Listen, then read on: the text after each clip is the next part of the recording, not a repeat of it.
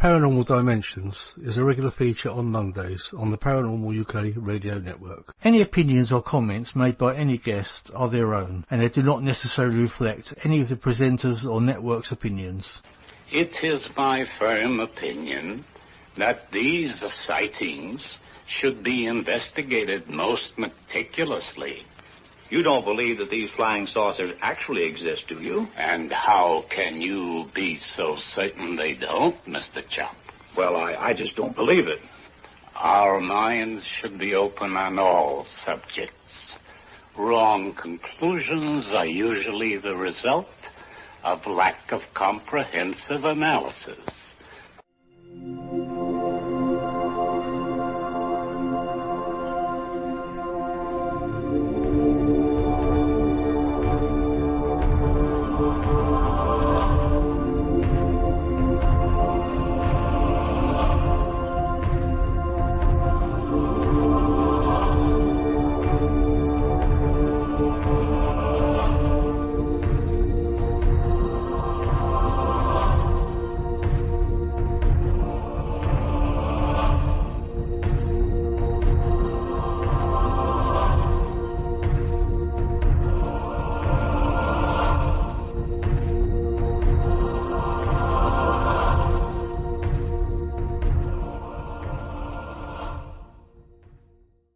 This is Sacha Christie, and you're listening to the Paranormal UK Radio Network, the UK's biggest paranormal network. And this is Paranormal Dimensions with David Young.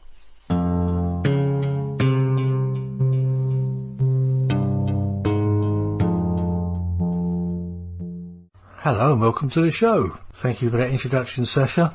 Sacha will be back shortly to help me co-host this show.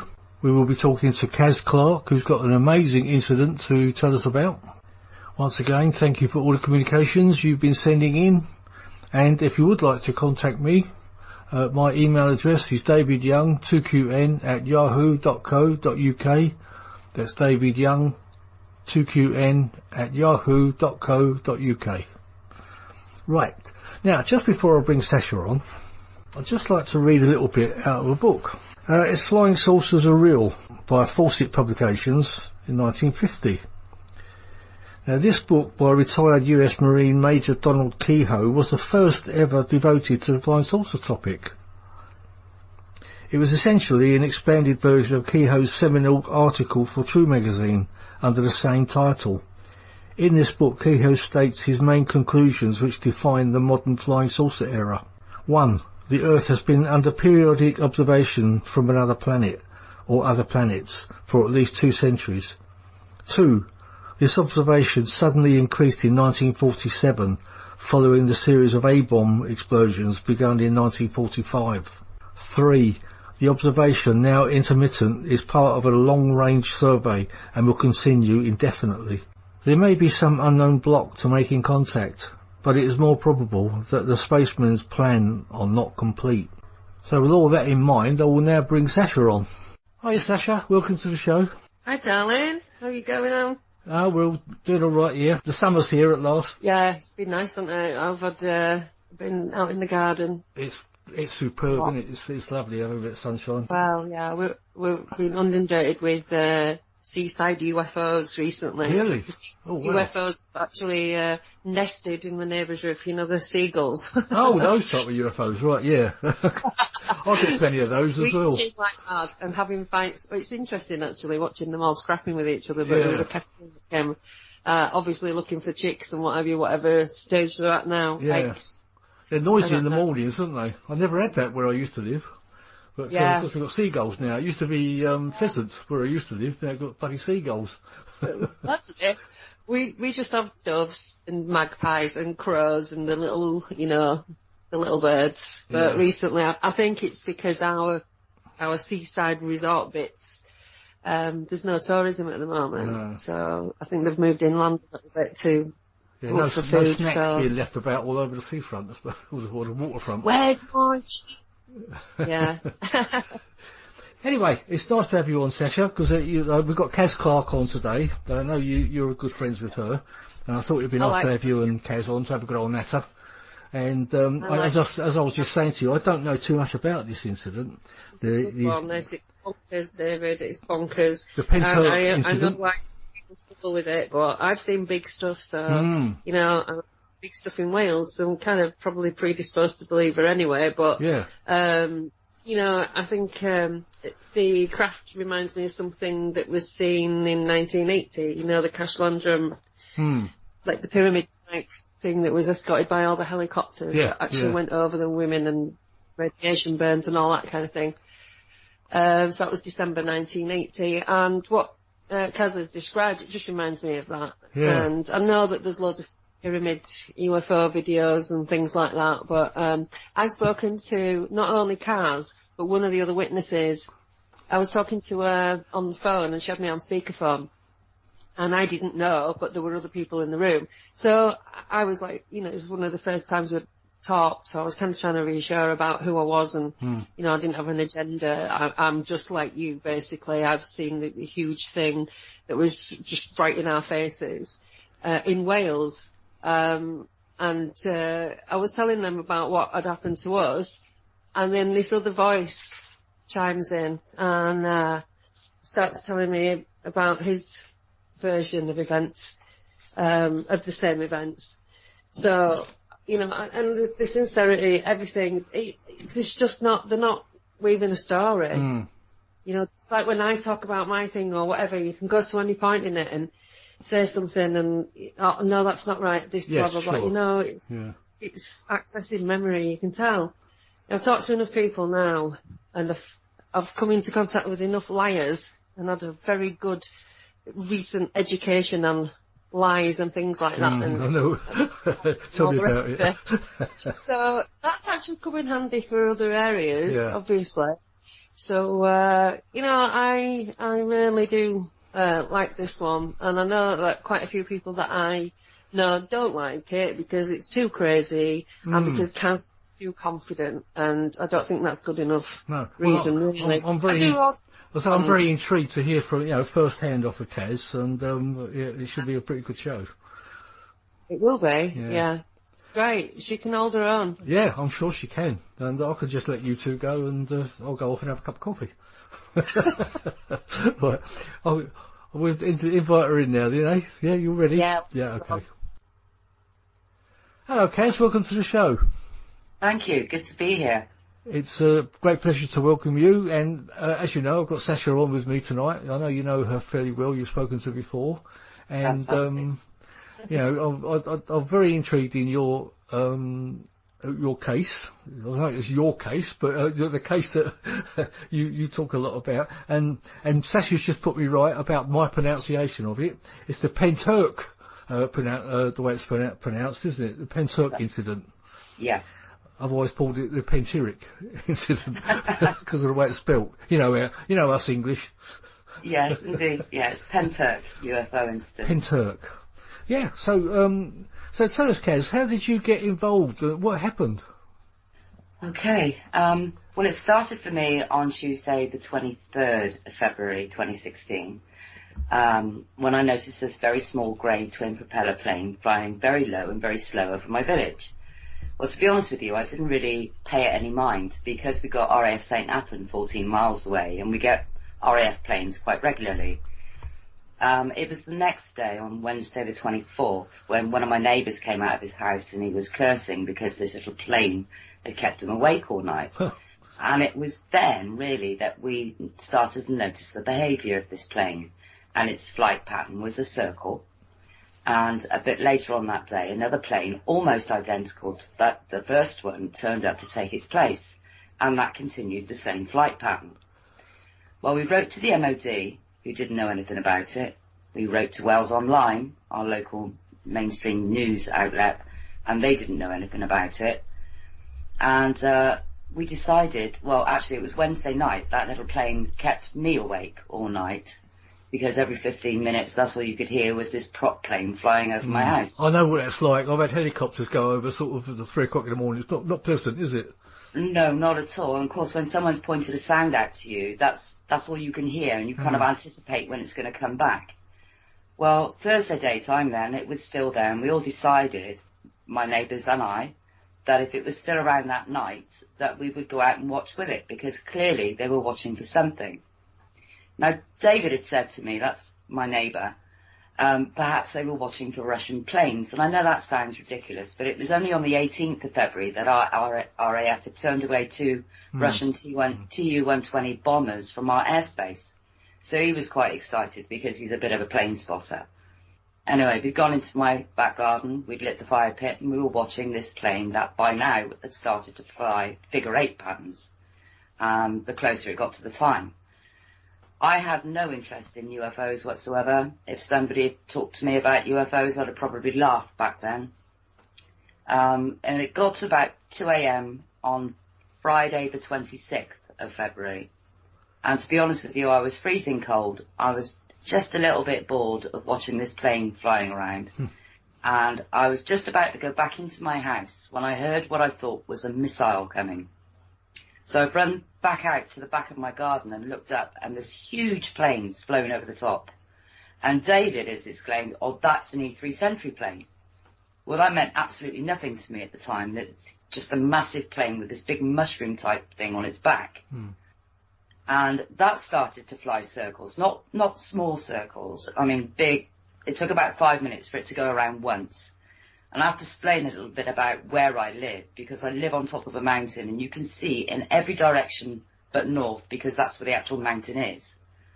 Anyway, the seventh time it went around, one red light, bright light, was visible high above the trees behind my house.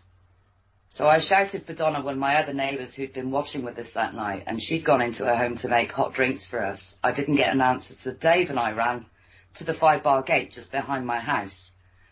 And David had run into the field, and I called him back. I didn't mind watching, but from a safe distance. I think if the military weren't there, we would have gone, you know.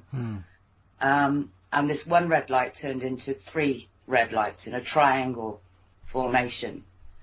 And it turned out that was the very pinnacle of a huge pyramid-type craft. Wow.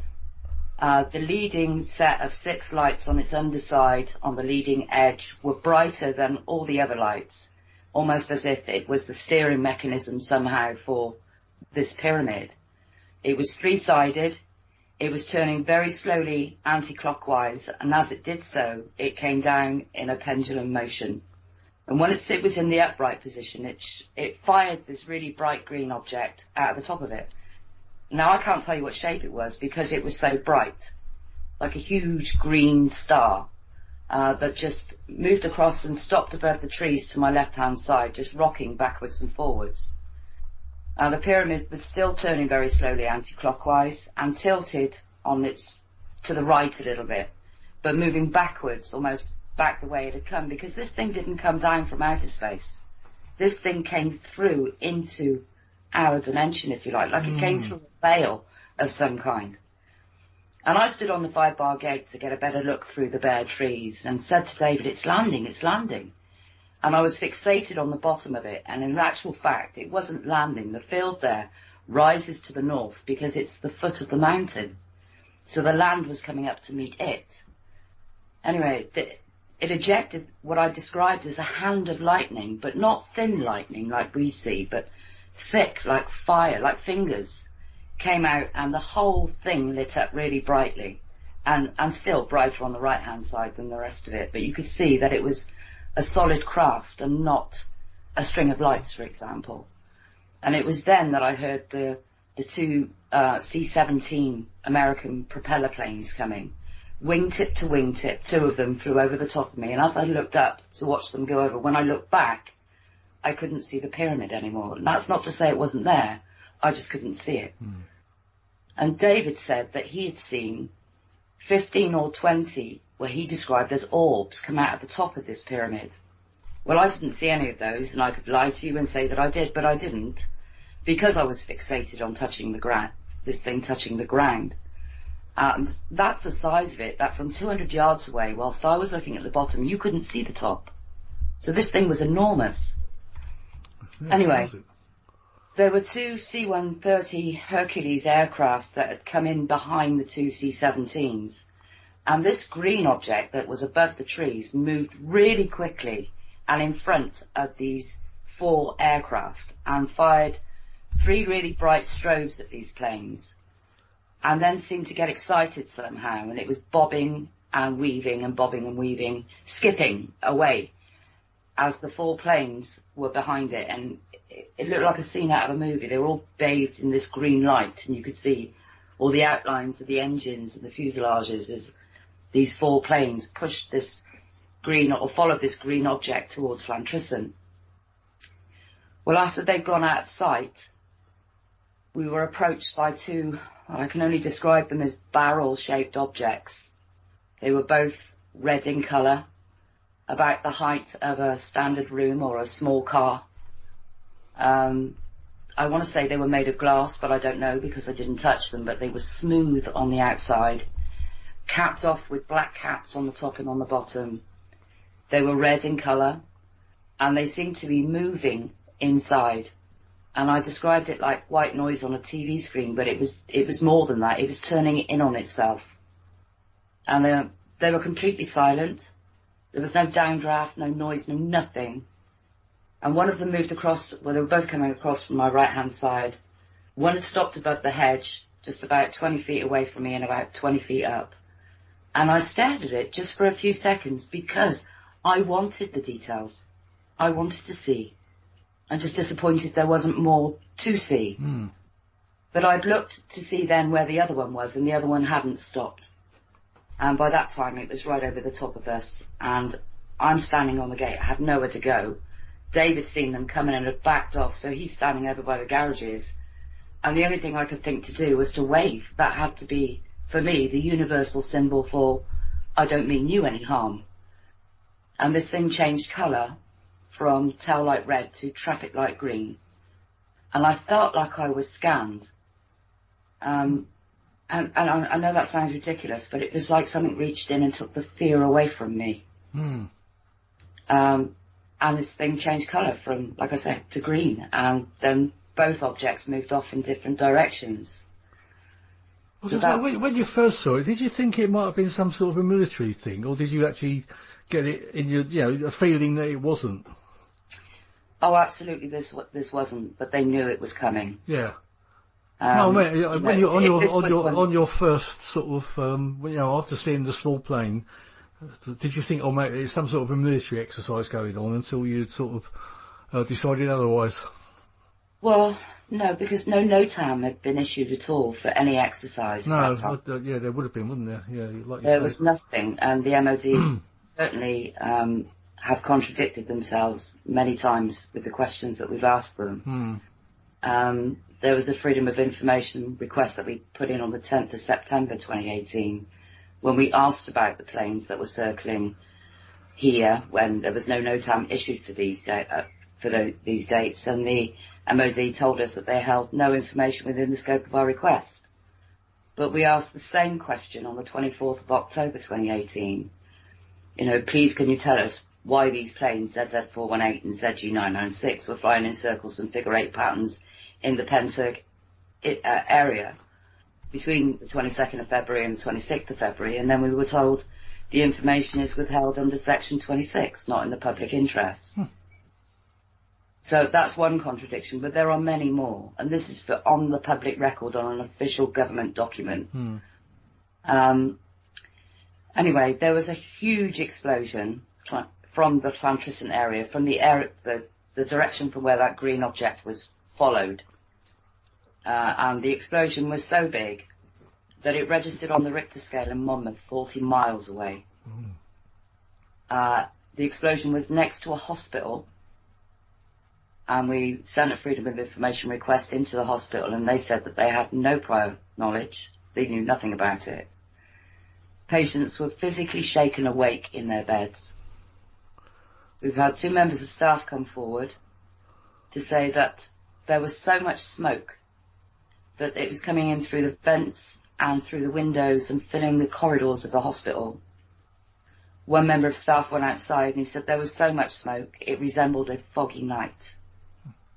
But there was a secondary explosion, again from witnesses that live in the Llantrisant area, that said that it sounded like something hit the ground. The first explosion was in the air. Well, an Apache helicopter, because there were 3 involved that night, out of the 20 gunships that were up that night, had to do an emergency landing just minutes after that explosion because its cockpit was on fire. The military did a meticulous metal search over Llantrisant Common, where they fired at this green object. We believe they used a brimstone missile. Again, we asked the MOD about this meticulous metal search that was carried out, and we were told again, Section 26, not in the public interest. I know.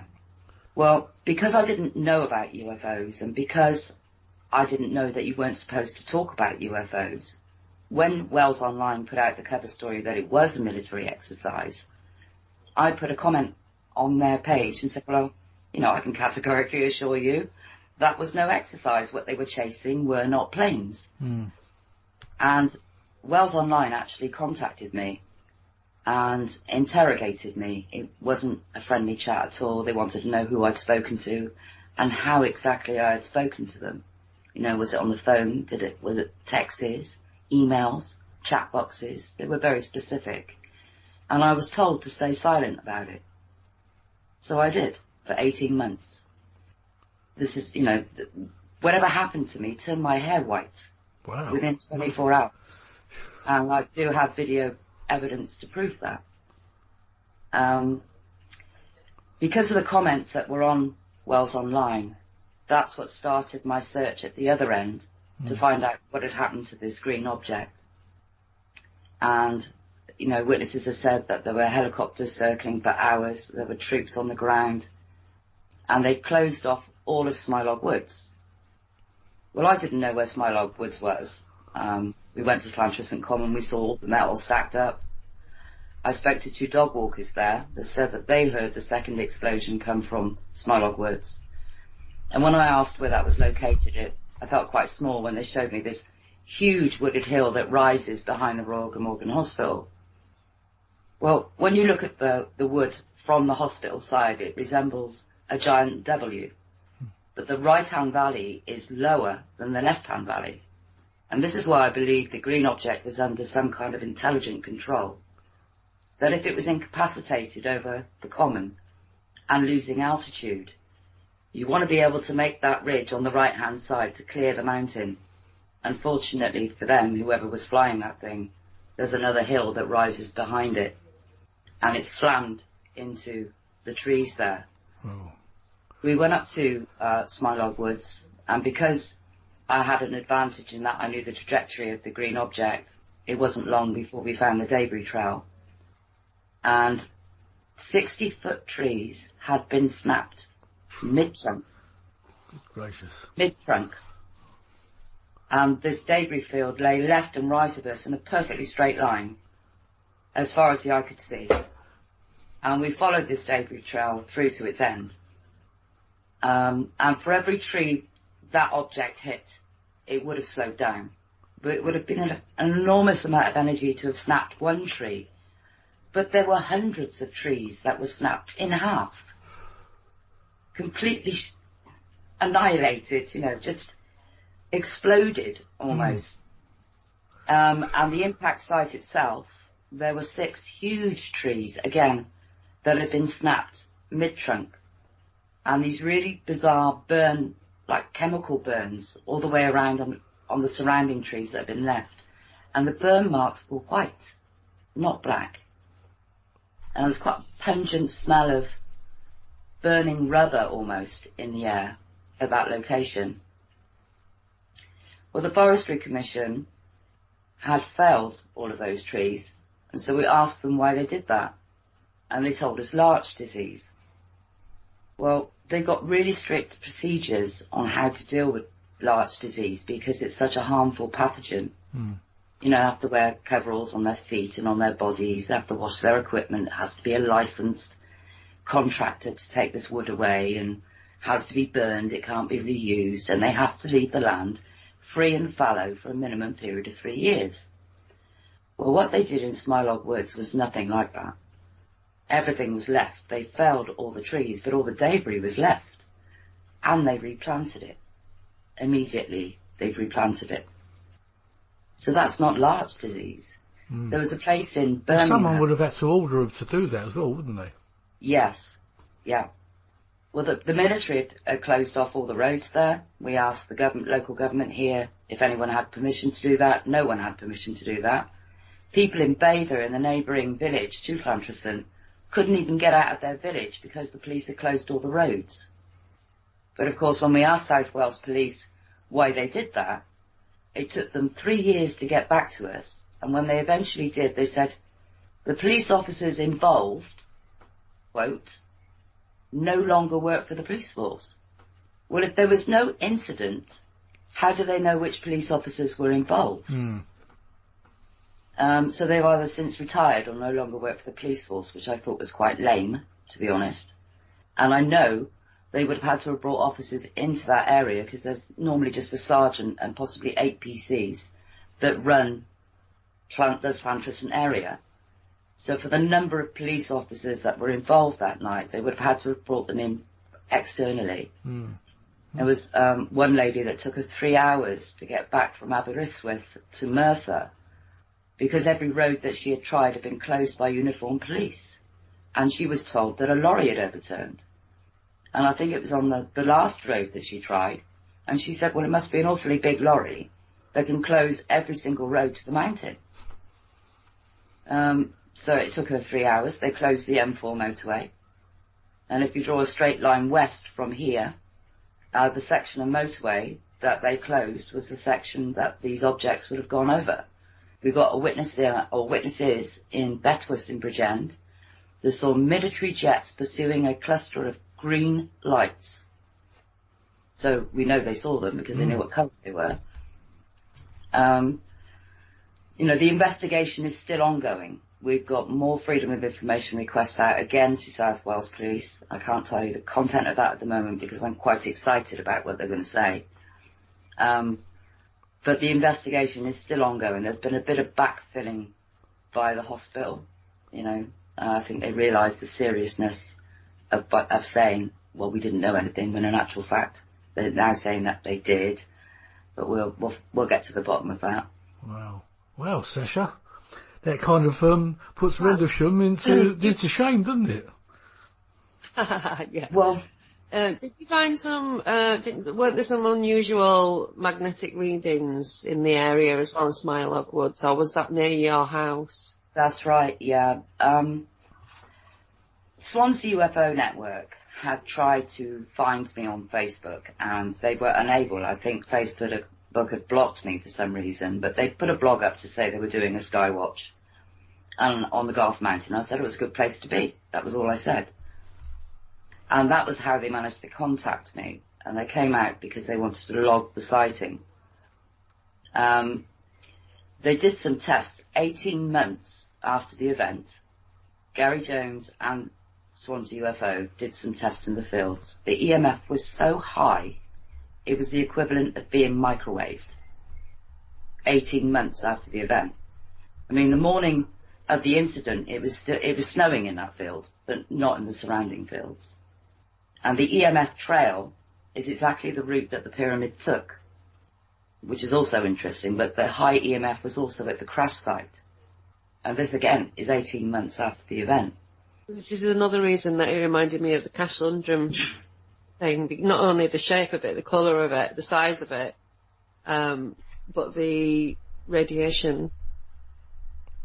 Obviously, there was nobody damaged, but we don't know what would leave white instead of black soot, you know. Oh, I can talk about the soldiers that came. Yeah, to say that, yeah. We had some very strange men and women come and camp in the fields behind my house, and I didn't really notice that they were there because they'd camped behind this thicket of trees, and it was only through my local Penturk hub that I knew they were there at all. And what tweaked my curiosity was that they'd given different stories as to who they were and what they were doing. One group had said that they were a fracking survey team, which didn't go down very well at all. And another group said that they'd been told they were Vodafone. So, of course, I'd gone over there to find out who they were and to be a bit nosy, really, and they told me they were Vodafone. But there were two guys in digital camos carrying real guns with live ammunition. And when we asked the Ministry of Defence on the 24th of October 2018, why were the soldiers carrying automatic weapons, that information is withheld under Section 26, not in the public interest. So only the military can hide behind Section 26. So we now know for sure they were military. They were doing a forensic search wearing white forensic suits in the field where the pyramid came in. Not where it went out, where it actually came in. I don't know exactly what they were looking for, because every time anybody walked past, they would all stand up and stop what they were doing and just stare at you until you were out of sight. It's the most bizarre and spooky thing I've ever seen in my life. But they were certainly searching for something. Hurry up, find it. So, whatever that means. But they didn't behave like civilians, even though they tried desperately hard to look like civilians. They weren't. All of their camps were perfect. And I've always said you can take the man out of the army, but you can't take the army out of the man. Every drawstring was perfect. The tents were perfectly aligned. It was a military camp through and through. And the equipment they were using, I've never seen anything like it before or since. They were using these laptop type devices, but they were twice the size of a normal laptop, and they were in a steel metal case, and they had 3 of those. And we actually think they were triangulating a satellite into this area. And we know this because after they left this little scrap of paper behind, and it had the letters CSABA on them, and a partial Hungarian telephone number. And I thought CSABA must surely be the abbreviation for a company or something. But it's not. It's the name of someone. And Mr. Sacha Christie, who just happens to be head of cybersecurity for the entire world. So not just here, Saudi Arabia, United States, China. This man actively goes around and employs hackers. So cybersecurity now has a completely different meaning for me, because I think they're listening here. And there was a guy, Richard Oliver, who runs a group called Paranormal Now. He's been a paranormal investigator for over 20 years. And before this event, I would have probably just laughed it off. But now I'm completely open-minded. I have to be. And he took a group out to what we call the bald patch, where this hand of lightning came down, with a spirit box. And without any prompting, they said, whoever they are, your air agents are listening here. And one of them perished in the crash. This came through without any prompt at all from Richard or anyone. There is quite a lot of information that came through, but I found that extremely interesting, and kind of backs up really that they are listening in this location. I think, GPS and Galileo don't just tell you where you are. I think they have multiple functions. But yeah, it's fascinating. As I say, it kind of puts Rendlesham to shame, really. You seem to have a lot more evidence and witnesses than involved in Rendlesham. Well, there is potentially a third witness in the village, but he's a pilot, and he won't come forward for that reason. Right. I think it's quite common knowledge that they tend to get grounded if they say they see these things. What about the policemen that were involved? Did you manage to track down any of those? If it was said that they'd left the force? They won't give us any information at all, but I can say that I have spoken to a member of the military that was involved that night. And they were dragged out of bed at 2 o'clock in the morning and told to get on board a Chinook, and they had no idea what was going on. Okay? No, so this wasn't an exercise. For the number of assets they had in the air that night, this was in no way, no shape, no form an exercise. I don't know if you've ever been and seen a military exercise. A lot of people like to go and watch them, On one day, they might send a couple of planes up and do some parachute jumps in the afternoon. On another day, they might fly around a couple of helicopters. But we had 20 gunships, helicopter gunships. And that would have been noisy. Yeah, we had aircraft up to 50 miles out. They exceeded the NOTAM that was eventually issued at 9 p.m. that night by over 50 miles. We had 2 E-3 Sentries, one of which belonged to NATO. The C-17s, the C-130s, other aircraft and a J-2 lifter, 3 Chinook helicopters on top of all of this, and all at the same time. They had enough firepower up there to take over a small country, let alone just chase down a UFO. Or several UFOs. When you say the C-130, wasn't the AC-130, was it the gunship type? I know them to be Hercules aircraft. The big Hercules. Starlifters, you mean? Maybe. Sorry? You mean the Starlifters? Yeah, the ones with the guns at the side and they've got the radar on the front, because they're the ones I worked on. I wouldn't. Oh, right, okay. To be honest, I'm not a plane spotter. I mean, it's David that we need to speak to about that. I just know that they were the big Hercules aircraft, because between the 2 Hercules aircraft and the 2 C-17s, they took up a really wide airspace when they were pushing or following this green object towards Lantrison.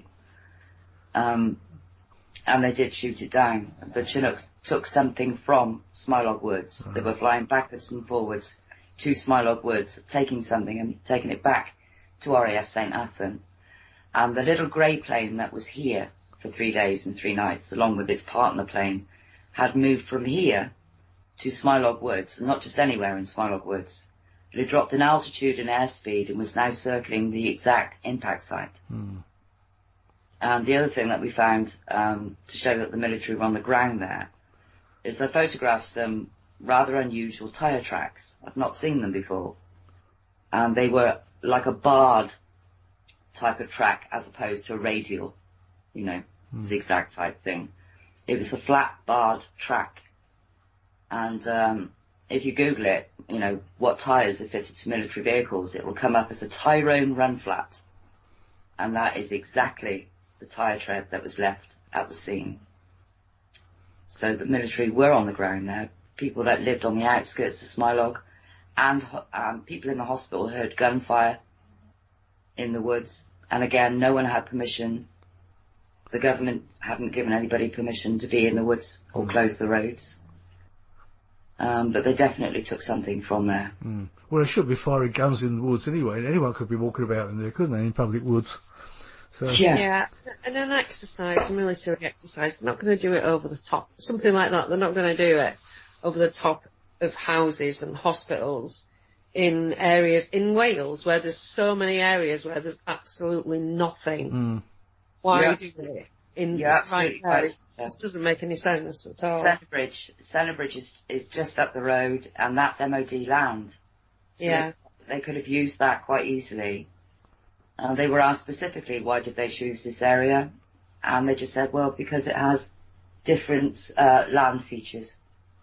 Well, no, it doesn't have any different land features to Centrebridge. It's exactly the same, And to fire live ammunition, over a residential area is illegal. They can only do an exercise if they ask the landowner's permission. I'm pretty sure they didn't go around and knock everybody's houses. They hovered their helicopters so low over people's houses that they cut people's trees off in their gardens. And I think it was done intentionally to hide the sound of the explosion. But the explosion was so big that it rattled people's houses and set all the car alarms off. And this is like 21 minutes past 4 in the morning. I've got to say, they seem to have kept it, the whole incident, they seem to have kept it quite quiet and out of the media, because it's not something you hear too much about, is it? What you'll find is a lot of absence of evidence of absence. Where the low-level flying exercises have all been removed for that period, for that week. Even the NASA's Live Watch thing Earthwatch thing, again, for the whole week, all been deleted. So they've gone around and removed an awful lot of stuff, really. But they tie themselves up in knots with the red tape, you know. Like I say, we do have a few more freedom of information requests waiting to come in.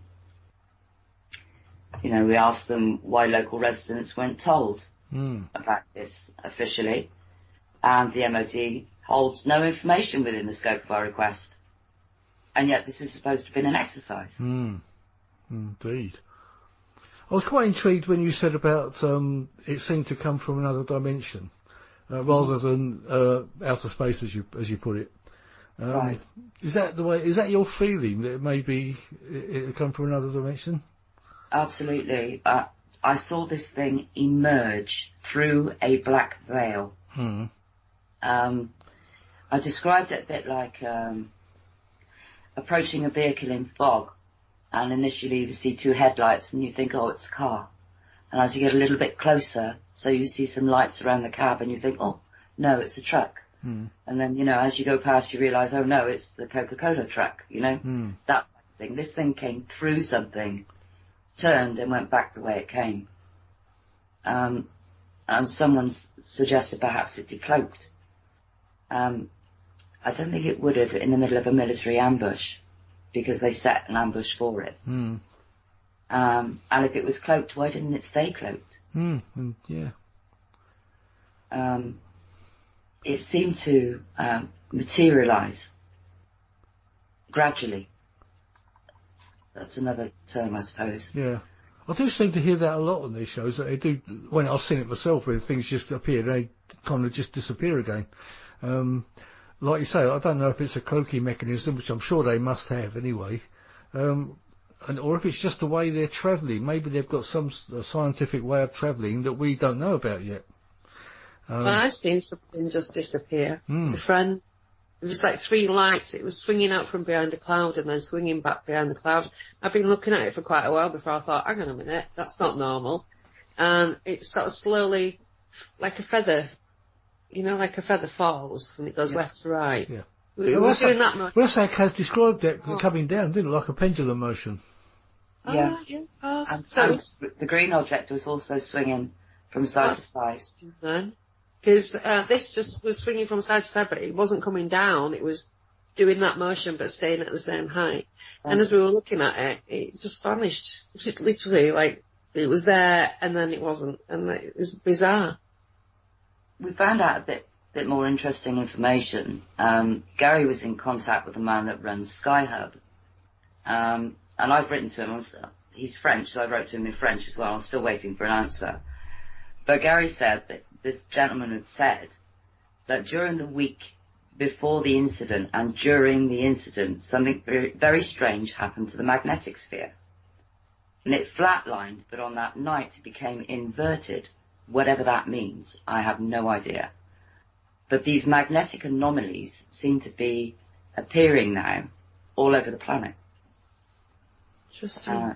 Very interesting. I'm wondering if that's how they knew they were coming. But I think they might be part of the Sagittarius galaxy, which actually exists in the same space as we do, but is only visible in infrared. And I've done a little bit of research, and scientists can actually prove that we were all part of the Sagittarius dwarf galaxy millions of years ago. And when it collided with the Milky Way, we became separated. But coincidentally, it just crosses on Earth. So it could be that they're from Sagittarius and that they actually exist in the same time and space as we do, which is why they seem to appear and disappear when really, you know, BBC Two, if we're on BBC One, BBC Two exists at the same time. That's right, yeah. Yeah, it's all layers. I think I see it all as like layers of frequency, like we had in the old analog style, like kids probably wouldn't even know what I'm talking about, because it's all digital now. But, you know, you've got those bands of frequency. Yeah. And, you know, I think that exists in not just audio, but, you know, the visual sense as well. We can see very, very little of our actual environment. Yeah. Interesting that you mentioned frequency, Sasha, because something had changed in that, what I call the ball patch field where the pyramid was, because it was snowing. And as you know, frequencies can create snowflakes. Yeah. And it was, I felt like a kid standing on the edge of the field watching the snow fall in front of me, but not on me, And it was also snowing at the crash site, but nowhere else. We have video of that as well. It snows around airports as well, because of fuel, the jet fuels. Yeah. So you get a lot more cloud and a lot more and snow from the fuel itself. It causes it. So there are things that can happen in the atmosphere that will make it snow, and they are like chemical based. Yeah, but something very strange happened in that field. I mean, we walked all around the entire perimeter of the field in all of the other fields, and it wasn't snowing, just in that one field, which was bizarre because I've never seen anything like that. And I did have PTSD for a long time, and thank you, Sasha, for your wise words when you said it is a process. You're absolutely right. It is a process. But I do feel like I'm coming out the other side. I look back at how angry, I'm still angry, and challenging I still am, I suppose. I'm the same. I can totally relate to you. When I got to the UFO community, I thought, they'll have all the answers and nobody knows nothing. I was like, wow. Yeah. We're all no experts. For all these years, I'm doing something about it. I'm doing something about it. I'm doing something about it. How many people have been doing something about it? Millions, probably. And where are we? Yeah. Well, I've been threatened by the military. After Swansea published the story, they came out and visited me. They contacted me via my Facebook and said they had an interest in the case. And I'd met quite a lot of people. I'm not foolish enough to go out on my own. And they threatened me with perhaps a fatal car accident, which extended to my family. And that was what compelled me to come forward. And I chose then not to remain silent anymore. That's outrageous. They actually threatened that. Absolutely. Absolutely. I had lots of trouble with the police. So it's like your life becomes disrupted. Yes. But, there's all these people out there think that they're getting harassed because they posted edgy stuff on Facebook. But it's not that. It's when you're out there being a total gobshite, like we are, and no, we won't back down. And no, you won't derail me, because this is real. This actually happened, and you need to know about it. You need to wake up, and all you care about is intellectualising everything. It's totally taken away from the actual point, I mean, recently we've had some photographs and footage come out, and there's loads of people there. The planes, or, whatever, the George Knapp photos I've seen. I've not seen the photo, I've only seen a few that Jeremy Corbell's, released, and the footage of those triangular shaped things. Well, I mean, I don't know, they could be jets. They do have that kind of shape to them, but why would they all be so swarming so close? I don't know. The behaviour doesn't the video. right. I concur with you. I don't know. For it to be a plane, it'd be going in one direction. I'm just I'm not throwing it out of the window. I've analysed the footage, and if they are aircraft, they're flying backwards because these triangles. Yeah, motion's just not right. But the pyramid was real. That was real. And that was in 2018. Then, I've got this other thing going on where it's like, well, if we believe that there's a secret space program and that we have got more advanced technologies, are we seeing stuff that is actually ours? And they want us to believe it's theirs. That I always have that ticking over in the back of my head. I know what you mean. I have to say that even what we saw, they could have been the military something, they could have been testing out technologies. They were so far away from us, and it was like they saw us from all that way away. And this thing was huge, but when we could see it, it looked tiny in the clouds. From all that distance away, it vectored in on us. Yeah. So I was like, well, maybe they were testing technology. Why would they do that to us? Why, why not just do it to some cattle instead of people?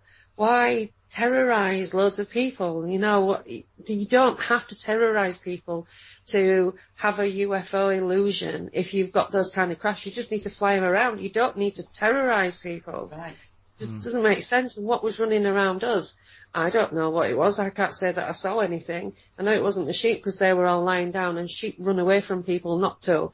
So, you know, and where we were in a closed off garden. There were no sheep in there anyway. Something ran up behind me and it bumped into me.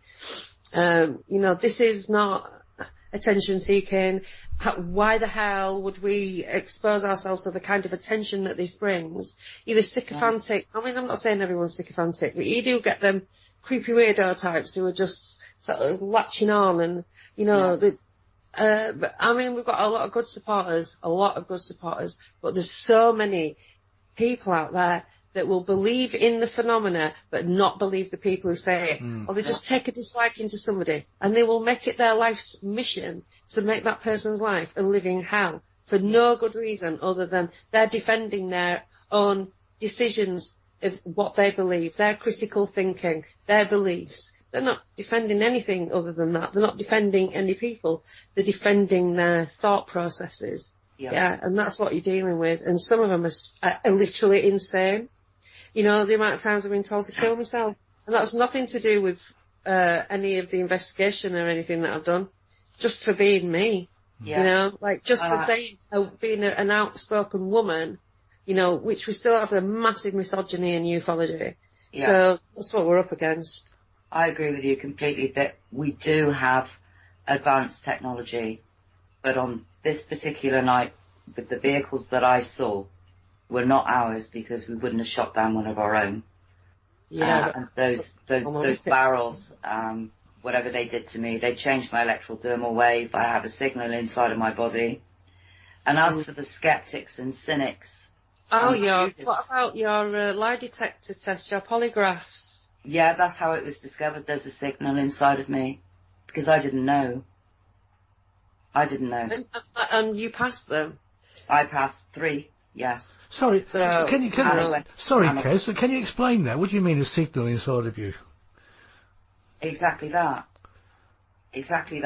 I have a signal, an emitting signal inside my body. So are you suggesting that maybe you've got an implant of some kind? Is that?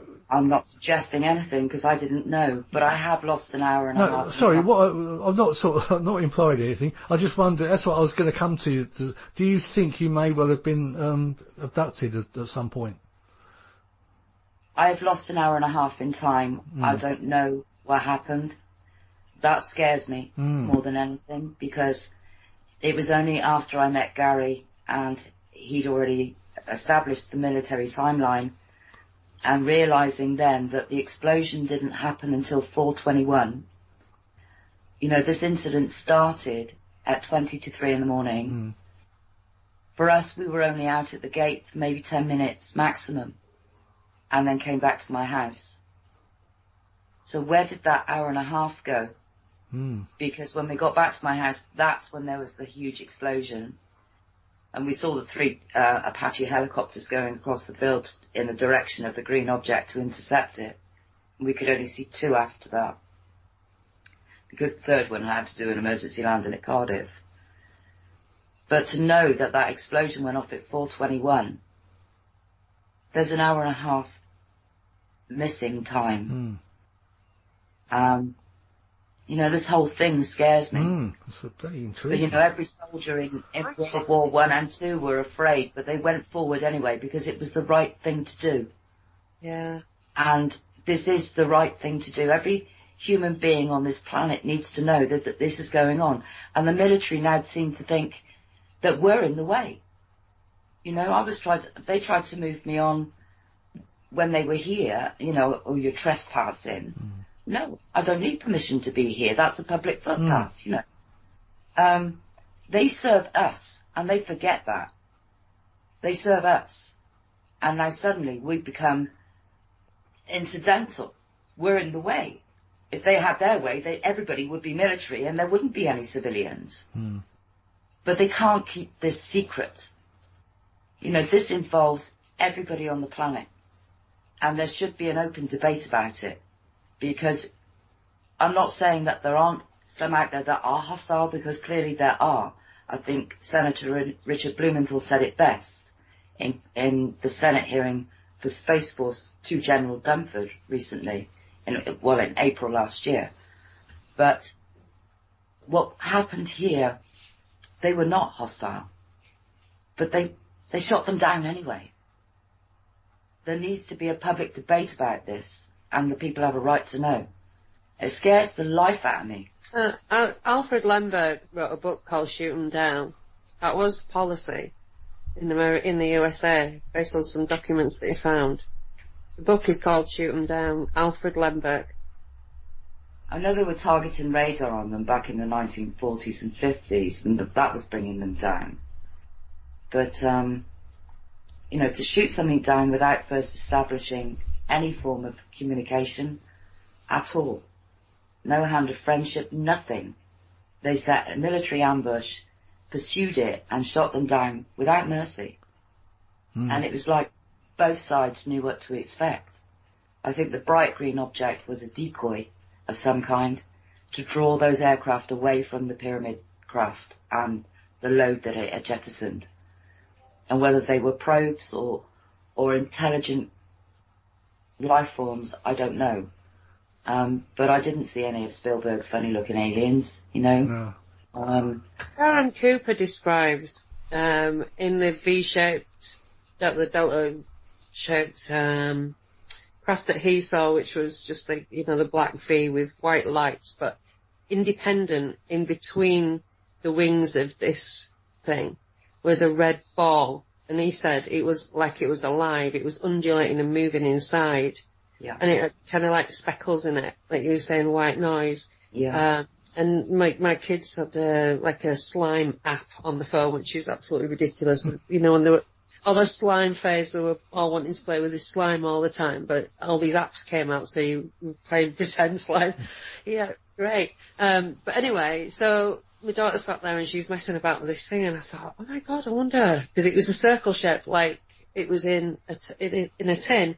So I took the phone off her and I had a little mess about with it, and I went and got a red colour because his was red, and I messed about with it and I was moving it around, and I had a record your screen app on my phone, so I recorded it, and I did this swirling thing with the slime inside, and I sent it to him and totally spun his head out because it was almost exact.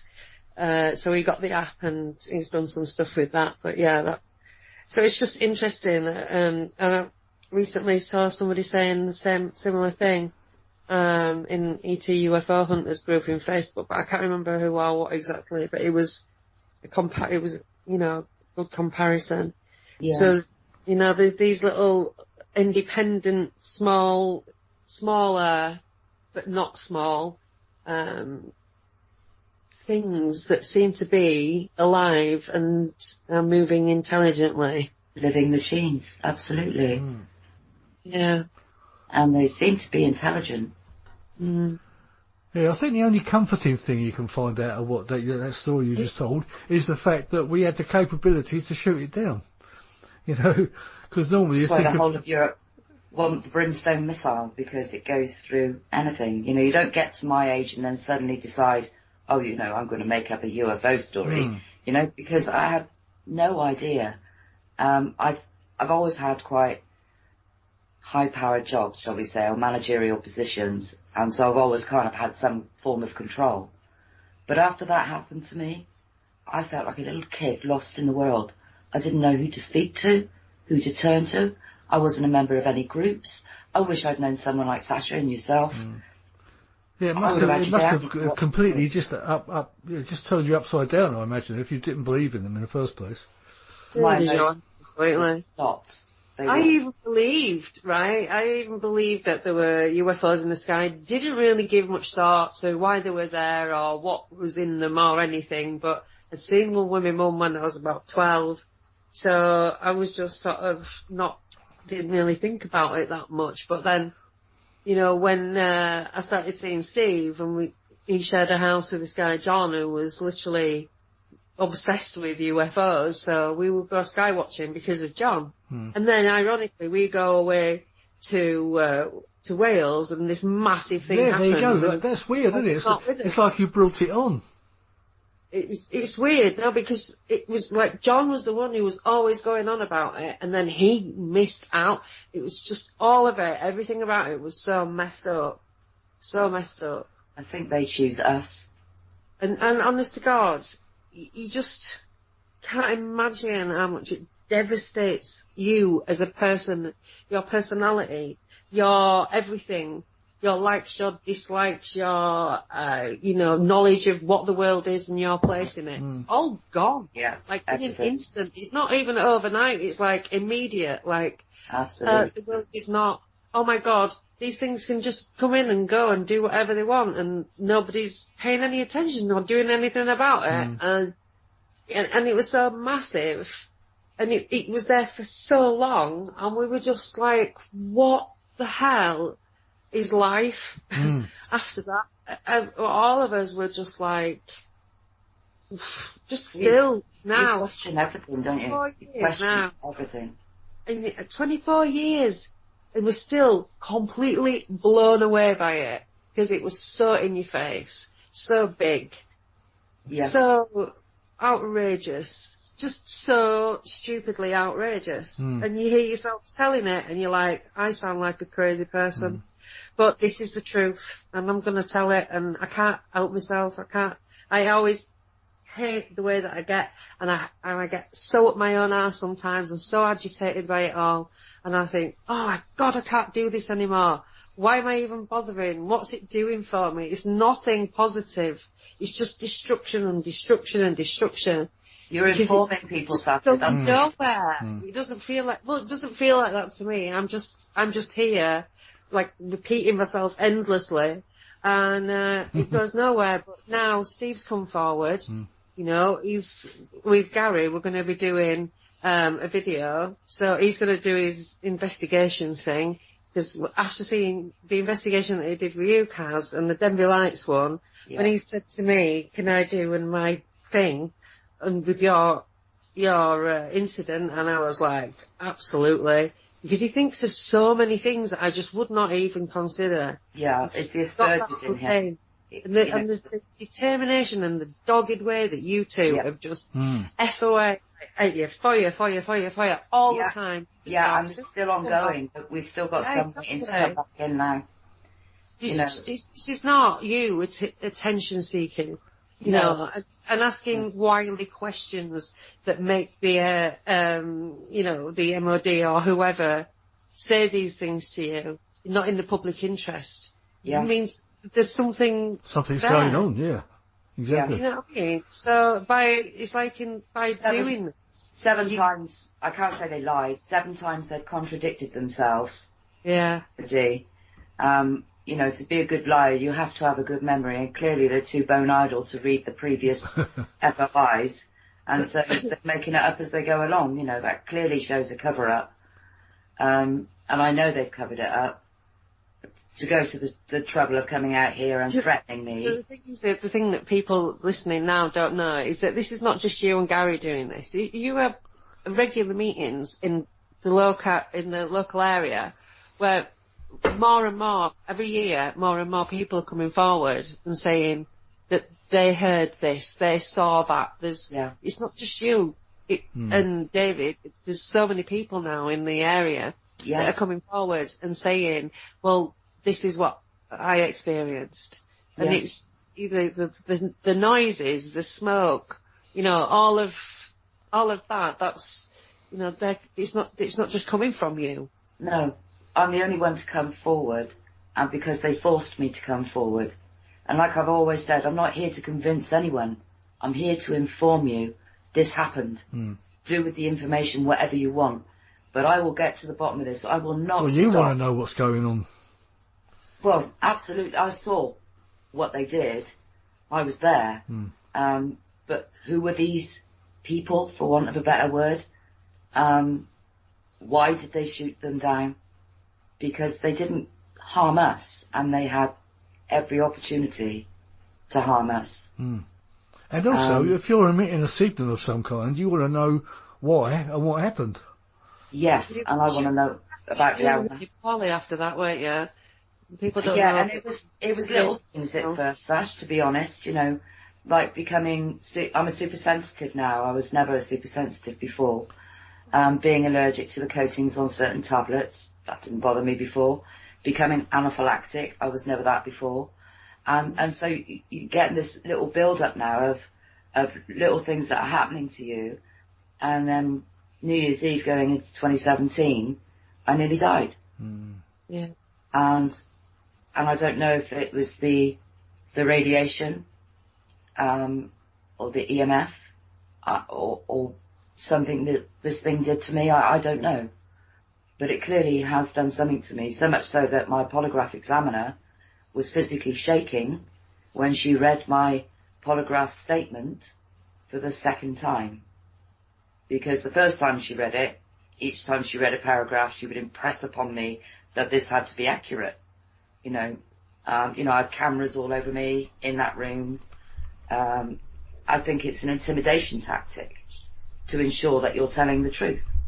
And so she read it briefly, and then after each paragraph again, she would say, if you've exaggerated, it will come out to be a lie, You have to be 100% accurate. I said, well, I am.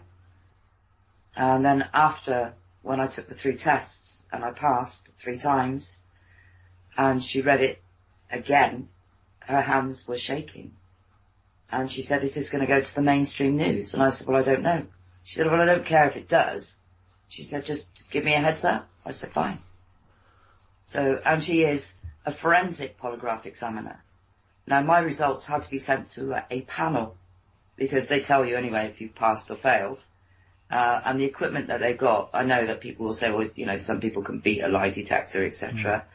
But, our government use them on their staff quite regularly, so they must be fairly accurate, and you must be pretty military trained or take drugs or something to be able to beat these things. Well, I had to have medical before I took my polygraph exam. There were a lot of hoops I had to jump through. I couldn't be on medication. That's right. There's quite a few checks they do first, isn't there? And it's also the important, the questions that are asked as well.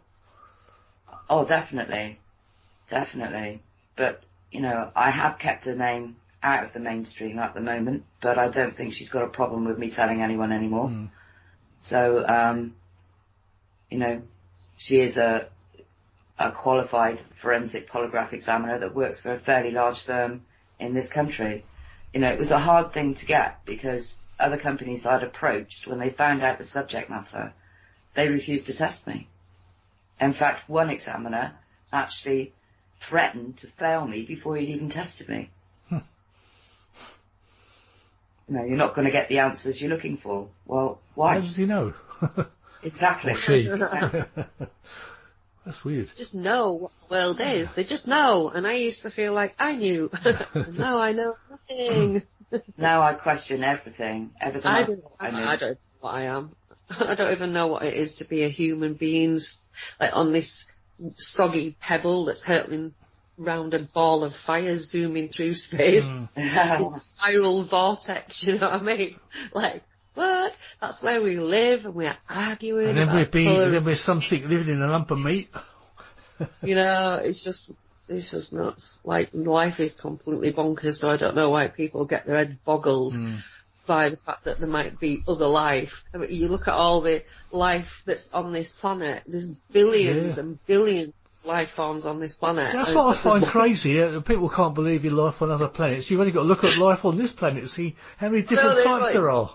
Well, I think in the last 2 years we've been told about more Earth-like planets than we've ever been told about. Well, if they're Earth-like, how Earth-like do they have to be to sustain life? Yeah, well, just we also have a saying in science, where there is water, there is life. Yes. And we're just a speck of dust as well. Really hot. I think the more we learn about space, the more ridiculous a notion it is that we are alone. Yeah, of course. Yeah, I agree entirely. Have you ever thought about having a regression, Caz? I'd love to, but it scares the hell out of me, to be honest with you, David. Not knowing scares me, but do I want to know? Yeah, like that.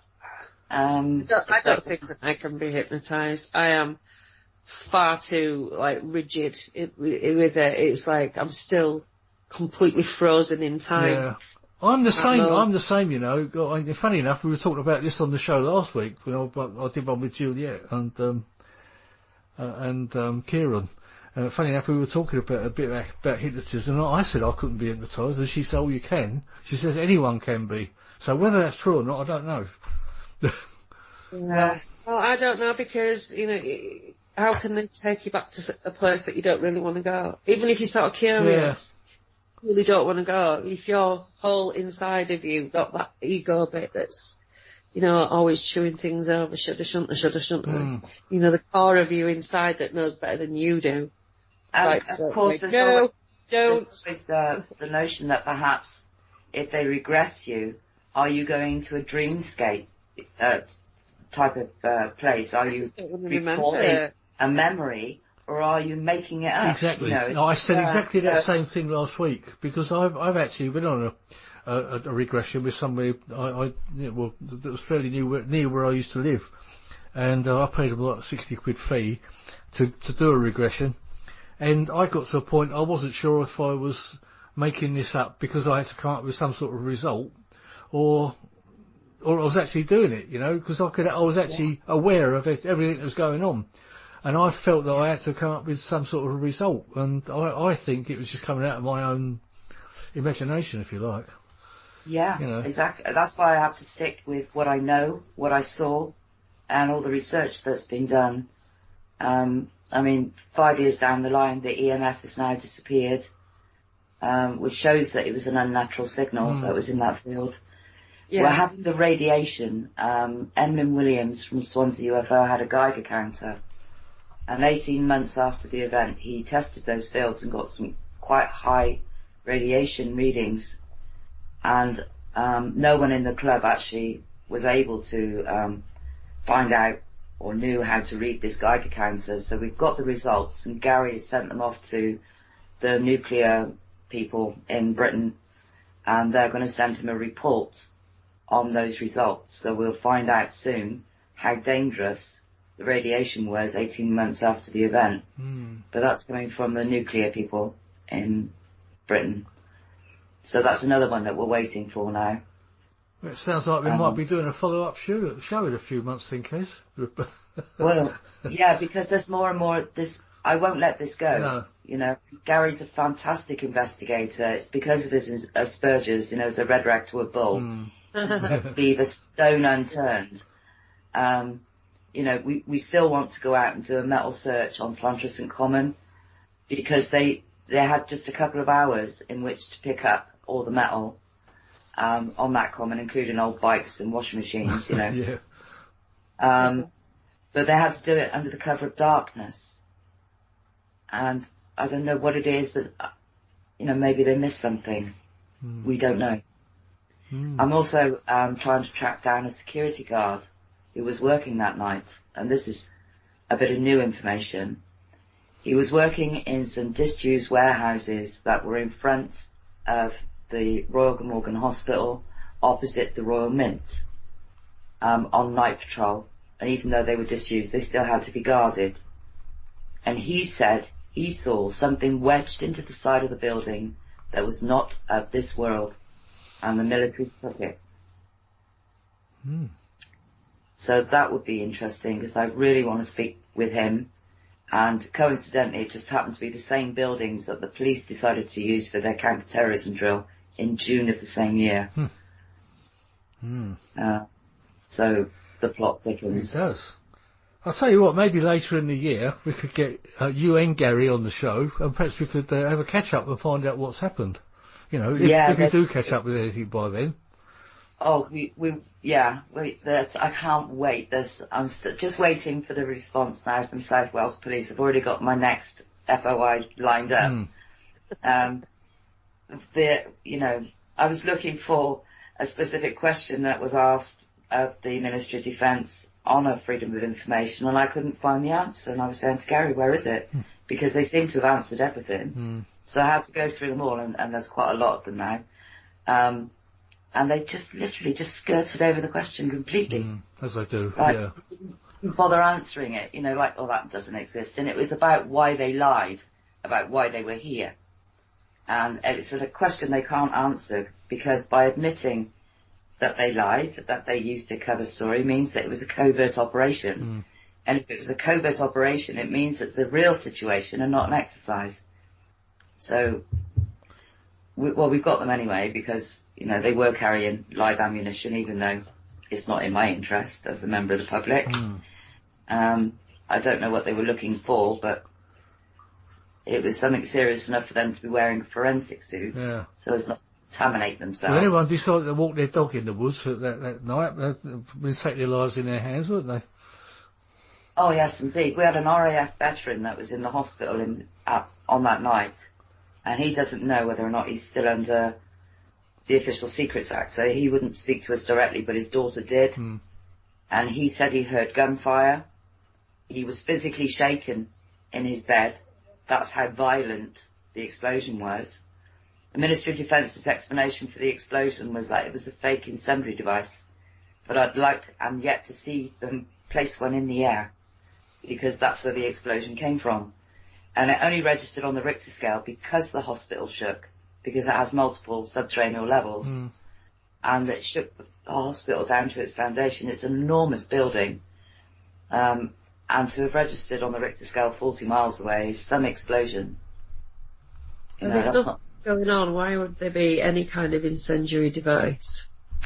Well, that was their explanation. When the police did their counter-terrorism drill in June of 2016, I think they rely on people's memories fading. When people look back for an exercise, they think, oh, but yes, we were told. And that's what Gary got hooked up on initially, was the exercise that was done by the police in June of 2016. And they were letting off fake incendiaries that don't have any kinetic energy at all. I mean, I've seen more smoke off a firework, little cap guns, in a fenced off area. So it didn't exceed that area. But what happened on the 26th of February exceeded the NOTAM by 50 miles. I mean, it came from here, through Llantrisant, through Port Talbot, Neath, Swansea, out to sea, directly west of here. They had, I jokingly say, well, what were they waiting for me to drop my hanky to start their multi-million-pound operation with aircraft 50 miles out that couldn't have even seen me?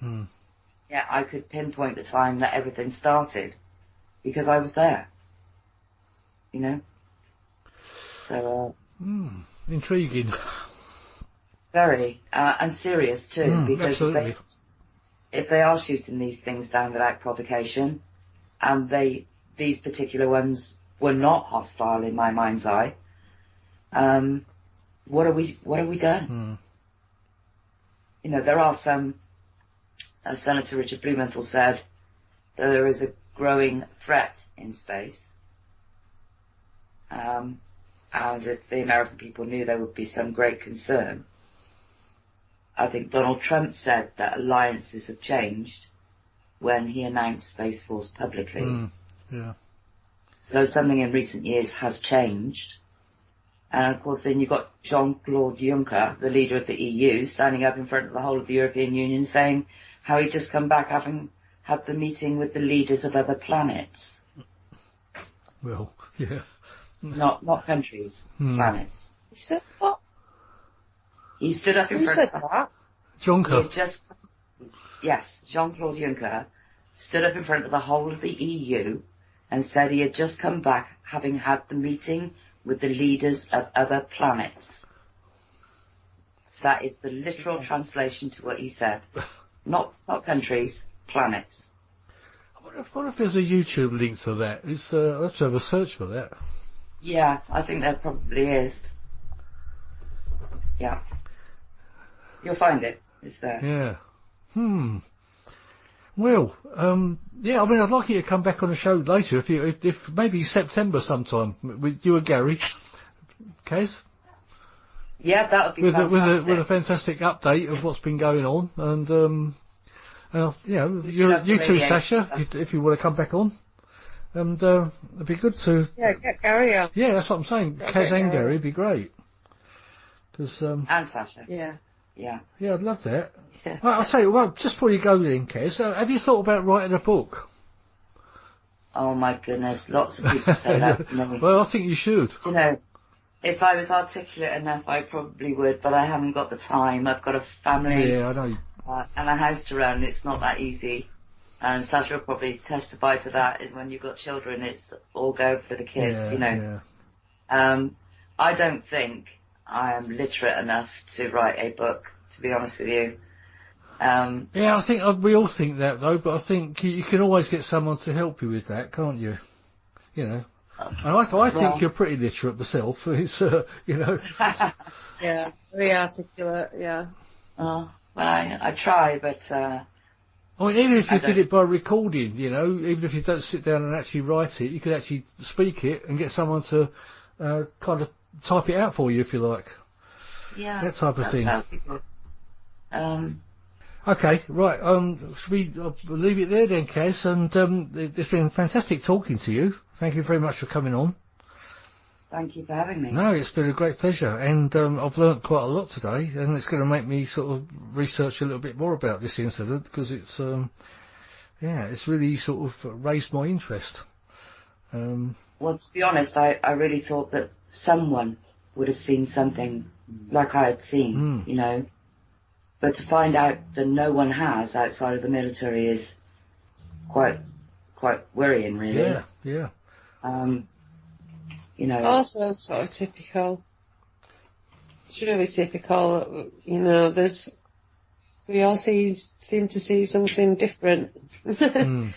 But in the same, you know, apart from the people who've seen the triangle UFOs, but and there's varying descriptions of those, isn't there? But we all see something different.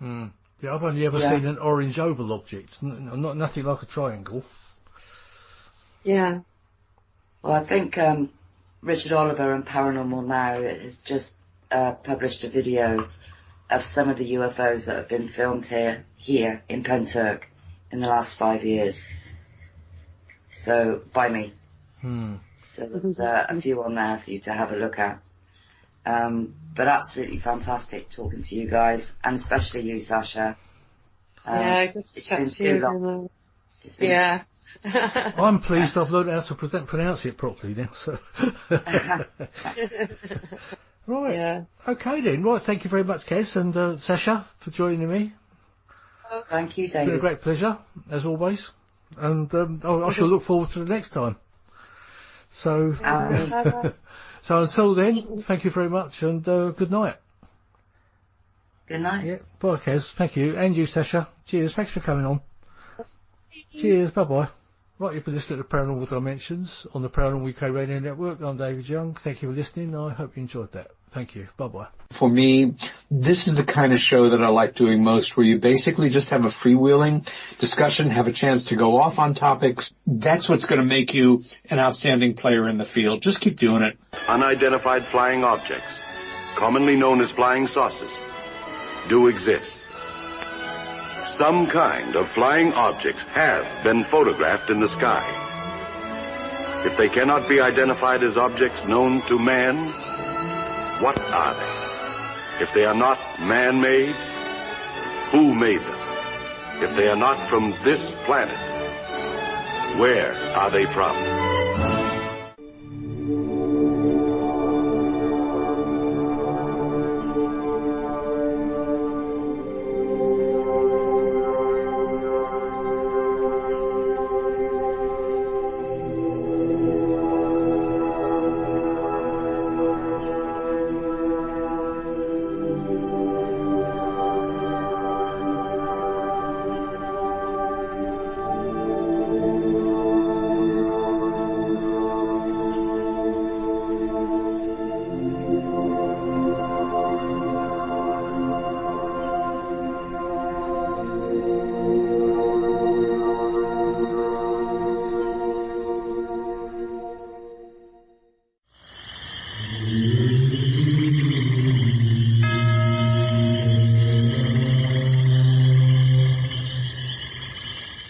Paranormal Dimensions is a regular feature on Mondays on the Paranormal UK Radio Network.